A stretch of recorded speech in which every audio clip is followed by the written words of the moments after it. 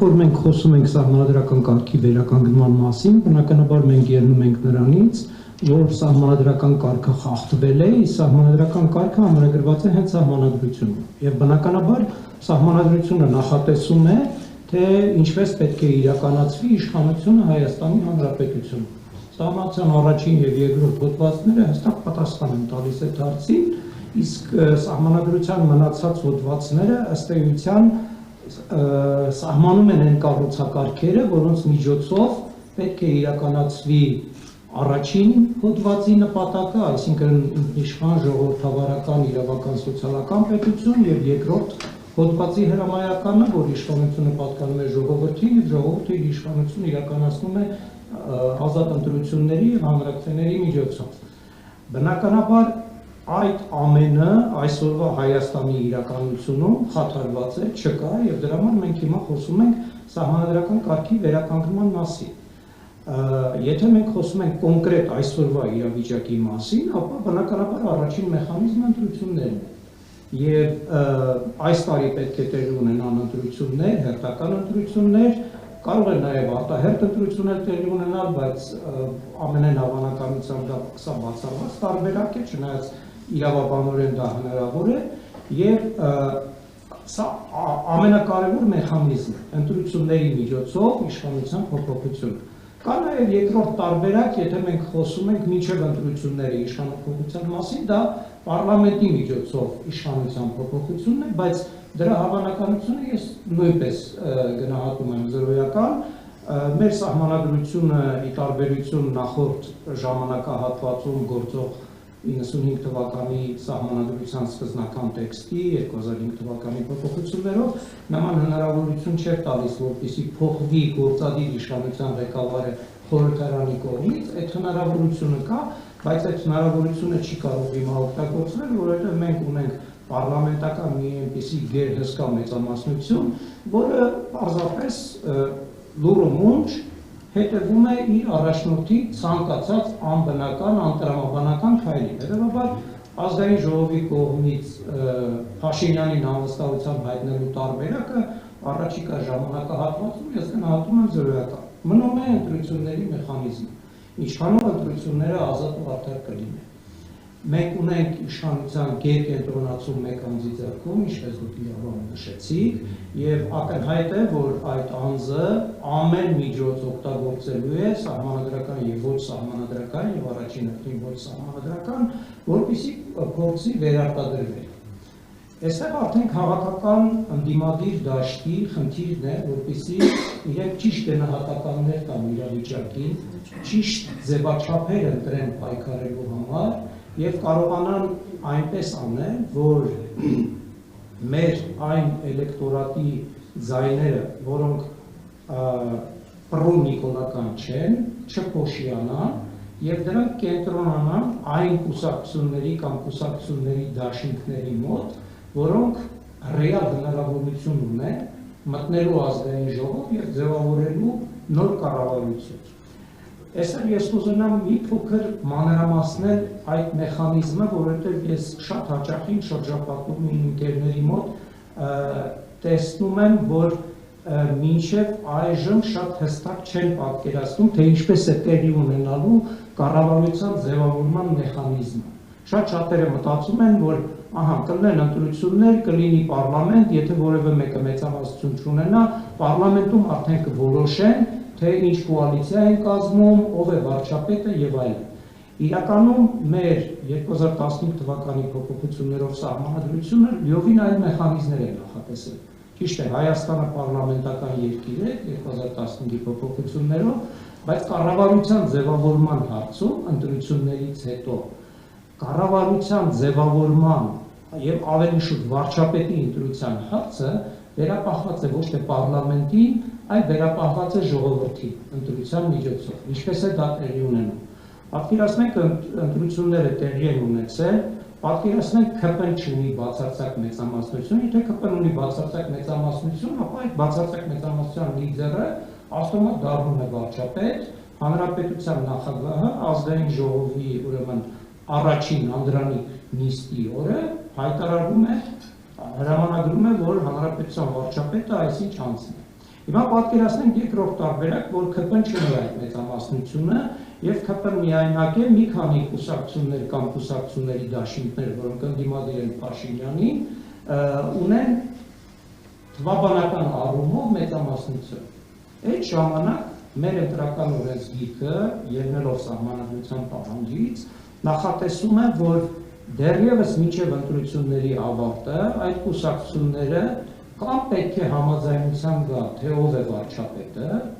կամ եթե համաձայնության չեն գալիս, տեղի ունենում ընտրության երկրորդ փուլ։ Հիմա առաջին տարբերակ, եթե գալիս են համաձայնության,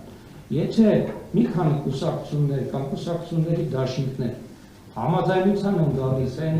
հարցի շուրջը, թե ով է երկրի վարչապետը, ապա ընտրությունները դրանով ավարտվում են։ Արդեն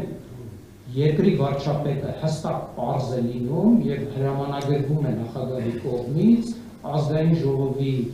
անդրանիկ նստաշրջանի առաջին օրը եւ դրանից հետո սկսվում է կառավարության ձևավորումը։ Այսինքն վարչապետի հարցը լուծվում է դեռ մինչև ազգային ժողովի առաջին գումարման առաջին նիստը։ Եթե համաձայնություն չի լինում եւ որևէ մի կուսակցություն չի ստացել բացարձակ մեծամասնություն, այդ դեպքում միայն պետք է լինի երկրորդ փուլ։ Երկրորդ փուլին մասնակցում են բոլոր այդ կուսակցությունները, որոնք հաղթահարել են ընտրական արգելապատնեշներ։ Երևի այստեղ էլ պետք է տեղեկացնեմ, որ ի տարբերություն ընտրական օրենսգրքի սկզբնական խմբագրության, հիմա այդ արգելապատնեշները փոխվել են։ Նախորդ կարգավորումներով ազգային ժողով անցնում էին 5% հաղթահարած կուսակցությունները եւ 7% հաղթահարած դաշինքները։ Հիմա այդ դրույթը փոփոխության է ենթարկվել 2021 թվականին եւ գործելու է առաջիկա հերթական ընտրությունների համար։ Առաջիկա հերթական ընտրությունների համար նախատեսված է 4% արգելապատնեշ կուսակցությունների համար, եթե գույնի որևէ կուսակցություն առանձին է մասնակցում ընտրությունների, նախատեսված է 8% արգելապատնեշ մինչև 3 կուսակցություններից բաղկացած դաշինքների համար եւ 10% արգելապատնեշ 4 եւ ավելի կուսակցություններից կազմված դաշինքների համար։ Հիմա երկրորդ փուլին մասնակցում են բոլոր այդ նշված արգելապատնեշները հաղթահարած կուսակցությունները, ընդ որում այդ երկրորդ փուլի ժամանակ էլ հնարավոր է, որպեսզի նոր դաշինքներ կազմվեն։ Եվ արդեն երկրորդ փուլի արդյունքում երկու ուժ է մասնակցում ընտրությանը։ Կամ եթե պատկերացնենք այսպիսի իրավիճակ, պատկերացնենք ԿՊ-ն ստացել է 49%, ընդդիմությունը միացյալ ձայներով 51%, բայց ընդդիմությունը, ինչպես արդեն ասացի այդ վարկածում, համաձայնության չի եկել վարչապետի տեխնացուի վերաբերյալ, ուրեմն երկրորդ փուլին մասնակցում է բնականաբար ԿՊ-ն 49% ստացած եւ երկրորդ ամենաշատ ձայներ հավաքած կուսակցությունը։ Այդ կուսակցության շուրջ կարող է ձևավորվել նոր դաշինք, բոլոր այդ արգելապատնեշները հաղթահարած կուսակցությունների հետ։ Եվ երկրորդ փուլի արդյունքում արդեն այլընտրանք չկա։ Հաղթում է կամ առաջին տեղը զբաղեցրածը կամ երկրորդ տեղը զբաղեցրածը։ Եվ դրանով ձևավորվում է էլի նորից ընտրվում է վարչապետ, արդեն ընտրությունների երկրորդ փուլում եւ նույն մեխանիզմով հանրապետության նախագահը հրամանագրում է, որ երկրի վարչապետը X անձնավորությունը։ Դրանից հետո նոր արդեն ազգային ժողովը, երբ որ սկսում է աշխատանքները, սկսում է կառավարության ձևավորման ընթացքը։ Ես այստեղ մի հարց տամ, էլի քանի որ հենց այդ մասին է։ Երկու ուժերից զատ այդ դեպքում ազգային ժողովում երրորդ ուժը որը պետք է լինի, քանի որ սահմանադրական պահանջ կա, որ ազգային ժողովում պետք է ներկայացված լինեն առնվազն 3 քաղաքական ուժեր, այսպես։ Տեսեք, այստեղ շփոթություն կա, նախ սահմանադրական պահանջ նման չկա, դա ընտրական օրենսգրքի պահանջն է, ընտրական օրենսգիրքը այժմ էլ է պահանջում, որպեսզի ազգային ժողովում առնվազն 3 քաղաքական ուժ ներկայացված լինի, ես նկատի ունեմ կամ կուսակցություն, կամ կուսակցությունների դաշինք։ Հիմա երրորդ ուժի հետ կապված հետևյալ իրավիճակը, պատկերացնենք 5 կուսակցություն կամ կուսակցությունների դաշինք են հաղթահարել բոլոր այդ արգելապատնեշները, բնականաբար իրենք բոլորը ներկայացված են լինելու պարլամենտում։ Եթե ստեղծվի մի այնպիսի իրավիճակ, որ երկու կուսակցություն կամ կուսակցությունների դաշինք անցնեն պարլամենտ, ապա այդ ժամանակ ուժի մեջ են մտնում դրական օրենսգրքի ենթույթը, որ առնված են 3 ուժ պետք է լինի, եւ այս դեպքում երրորդ ուժը լինելու է այն կուսակցությունը կամ կուսակցությունների դաշինքը, որը որ ըստ էության ամենաշատ ձայներն է հավաքել այն արգելապատնեշները չհաղթարակ ուժերից։ Բայց այստեղ ցավոք սրտի ընտրական օրենսգիրքը մի շատ տարօրինակ փոփոխություն է կատարել 21 թվականին։ 21 թվականից առաջ գործող խմբակցությունը նստագրված էր, որ այն ուժը, որ ամենաշատ ձայներն է ստացել, նա է ստանում այդ երրորդ կուսակցությանը հասանելի մանդատները։ Հիմա իրենք դրել է 21 թվականի փոփոխություններից հետո մոտարապես ձևակերպում է այսպես է, որ առավել մոտ է արգելապատնեշը հաղթարելին։ Հիմա ես հարց եմ տալիս, իսկ եթե կուսակցությունը առավել մոտ է, բայց դաշինքը առավել հեռու է, բայց բնականաբար դաշինքը շատ ավելի շատ է ստացել։ Այդ դեպքում ո՞նց են լուծելու այդ հարցը, ով է այդ երրորդ կուսակցությունը կամ դաշինքը, որը որ մտնելու է ազգային ժողով։ Այդուհանդերձ ես չեմ կարծում, որ այս ընտրություններում սա արդիական լինի, բայց ամեն դեպքում այդ խնդիրը կա։ Հիմա երկրորդ փուլի հետ կապված, որպեսզի շատ հստակ լինի, նորից եմ ուզում ընդգծել, որ երկրորդ, եթե առաջին փուլի արդյունքներից հետո որևէ համաձայնություն չի կայացվում վարչապետի տեխնիկության վերաբերյալ, երկրորդ փուլին կարող են այն 4 կուսակցությունները դաշինքները համաձայնության գալ մեկ վարչապետի տեխնիկայի մասին եւ այդ դեպքում ընտրությունը կլինի առաջին տեղ զբաղեցրածի եւ երկրորդից 5-րդ տեղ զբաղեցրածների միջև կազմված դաշինքի միջև որևէ մեկը հաղթելու է, այդտեղ արդեն այլ դրան չկա եւ բնականաբար ընտրության արդյունքում ժողովրդի տված քվեով ընտրվում է վարչապետը եւ դրանից հետո նոր ազգային ժողովը սկսում է իր գործունեությունը։ Պարոն Պողոսյան, ես ուզում եմ նաև անդրադառնանք հետևյալ հարցին, ընտրական process-ը պատկերացրեցինք, որովհետև վերջին հաշվով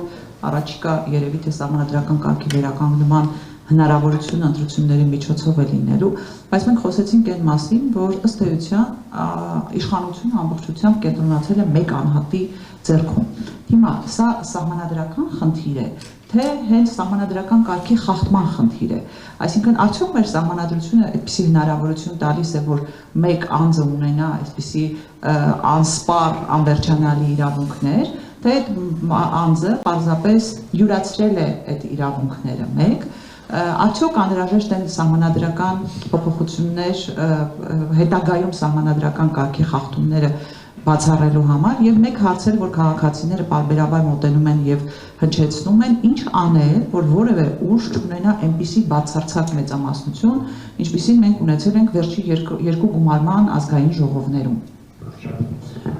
Շատ ճշգրիտ հարցադրումներ են ըստ կարգականության։ Ուրեմն բնականաբար անձը յուրացրել է իշխանությունը, որտեղ երբ որ մենք իմ սկզբնական խոսքում էլ ասացի, երբ որ մենք խոսում ենք սահմանադրական կարգի վերականգնման մասին, մենք ելնում ենք նրանից, որ կա սահմանադրությունում ամրագրված սահմանադրական կարգ, եւ այդ սահմանադրական կարգը չի նախատեսում իշխանության կենտրոնացում մեկ անձի ձեռքում։ Սահմանադրության 4-րդ հոդվածը խոսում է իշխանությունների բաժանման մասին, 6-րդ հոդվածը օրինականության սկզբունքի մասին է խոսում եւ այլն, եւ բնականաբար գործառույթները տարանջատված են։ Հիմա հարցը առաջանում, բայց ինչպես է պետք ունեցել, որ մեկ անձի ձեռքում ըստ էության կենտրոնացված է եւ գործադիր իշխանությունը, եւ օրենսդիր իշխանությունը, եւ հաստատի նաեւ դատական իշխանությունը։ Երբ որ անձը ունենում է սահմանադրական մեծամասնություն պարլամենտում եւ ունենում է այնպիսի մեծամասնություն, որը որևէ ձևով որևէ կերպ չի ցանկանում հակաճառել իր քաղաքական լիդերին, այստեղ սահմանադրությունը ըստ էության անզոր է, որովհետև սահմանադրությունը աշխատում է մարդկանց միջոցով։ Եվ երբ որ մենք համեմատում ենք տարբեր կառավարման մոդելները, մենք պարլամենտական մոդել ենք, նախկինում ունեցել ենք կիսանախագահական մոդել, 91-95 թվականներին ունեցել ենք նախագահական մոդել, որևէ տարբերություն այդ առումով չկա։ Նույնիսկ պարլամենտական համակարգում ավելի մեծ է հավանականությունը, որ դու կարող ես փոխել այն անձնիշխան ղեկավարին, որը որ իր ձեռքում կենտրոնացել է ամբողջ իշխանությունը, եթե պարլամենտում կարողանում ես նման մեծամասնություն հավաքել։ Հիմա եթե մենք նախագահական համակարգն ենք վերցնում, տեսեք, Ամերիկայի Միացյալ Նահանգները իշխանությունների տարանջատման դասական մոդել են համարվում, իշխանությունների տարանջատում, checks and balances եւ այլն։ Մենք այսօր տեսնում ենք, որ որևէ իշխանությունների տարանջատում այնտեղ չկա օրենսդրի եւ գործադրի միջեւ, որովհետեւ Սենատում էլ շատ փոքր մեծամասնությամբ մեկ ձայնի, Վենսի ուրեմն ձայների շնորհիվ ըստ էության Տրամպը կարող է առանց կոնգրեսի հարձակվել Վենեսուելայի վրա կամ ցանկացած այլ երկրի վրա։ Այսինքն շատ բան կախված է նրանից, թե ընտրության արդյունքներն ինչպիսին են։ Եթե դու ունես այդպիսի մեծամասնություն, քո նկատմամբ միակ ռեալ վերահսկողության մեխանիզմը անկախ դատական իշխանությունն է։ Հիմա մենք 2015 թվականի փոփոխություններով բազմաթիվ մեխանիզմներ նախատեսեցինք, որպեսզի հնարավորինս դատական իշխանությունը ձերբազատվի գործադիրի ուրեմն ազդեցությունից։ Եթե հիշում եք 95 թվականին այսպիսի մի կոմիկ իրավիճակ էր այս սահմանադրության, որ հանրապետության նախագահը ուրեմն ըստ էության արդարադատության երաշխավորներ, դատական իշխանության երաշխավորներ, արդարադատության խորհրդի նախագահներ, իր տեղակալները իր իսկ կողմից նշանակված պաշտոնատար անձիկ էին, գլխավոր դատախազն ու արդարադատության նախարարը, այդ արդարադատության խորհուրդը իր ստորագրությամբ, հանրապետության նախագահի ստորագրությամբ, որպես արդարադատության խորհրդի նախագահ իրեն առաջարկում էր դատավորների թեկնածուներ եւ նույն հանրապետության նախագահը արդեն այն մյուս ձեռքով ստորագրում էր այդ դատավորների նշանակումը։ 2005 թվականին մենք փոփոխություններով արդարադատության խորհուրդը դարձրեցինք ավելի հավասարակշռ,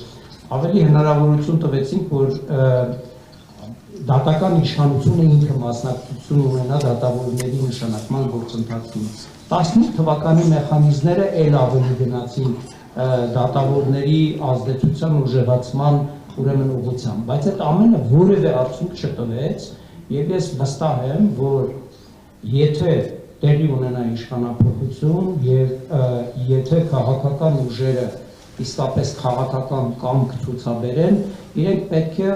արմատական ձևով մոտենան մեր սահմանադրության 7-րդ գլխի, 8-րդ գլխի դրույթներին եւ մտածեն այնպիսի մեխանիզմների մասին, որպիսի իսկապես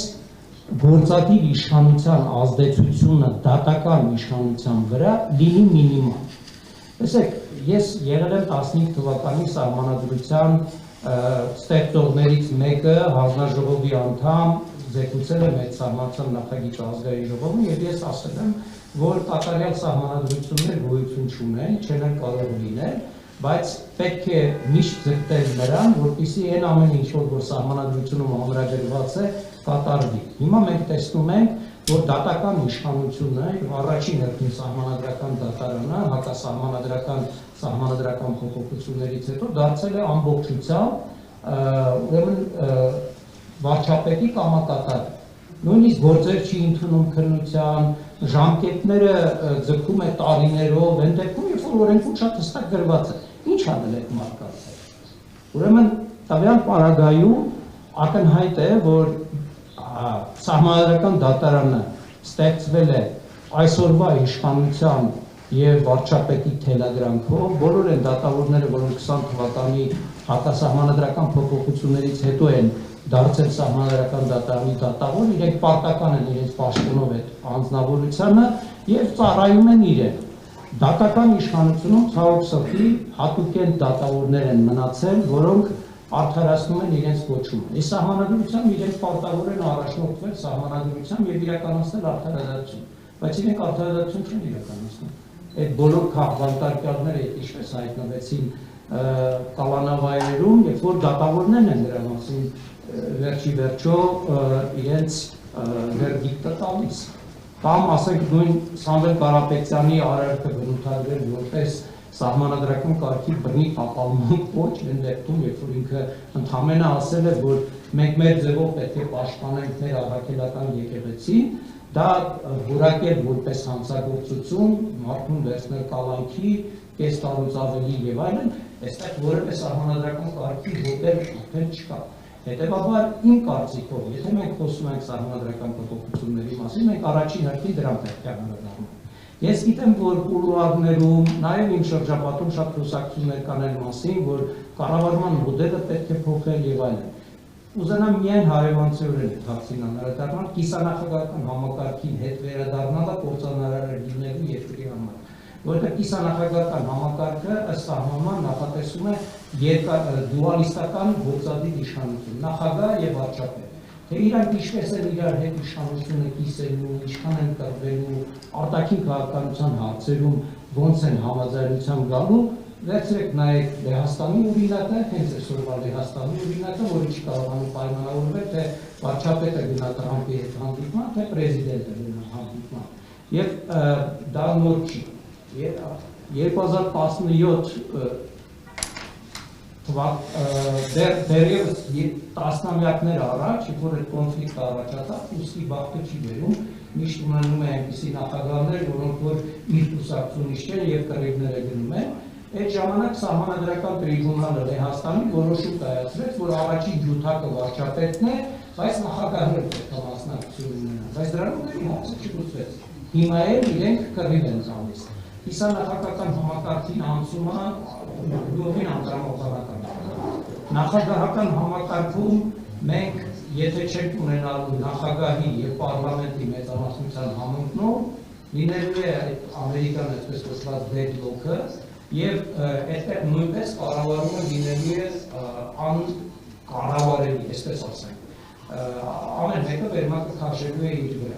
Հիմա պարլամենտական համակարգում ես կարծում եմ լրացուցիչ մեխանիզմներ հետագայում հնարավոր է գտնել, որպեսզի վարչապետի գերակա դիրքը մի քիչ թուլացվի, բայց մի քիչի մասին է խոսքը, որովհետև եթե մենք ելնում ենք սահմանադրության տեքստից,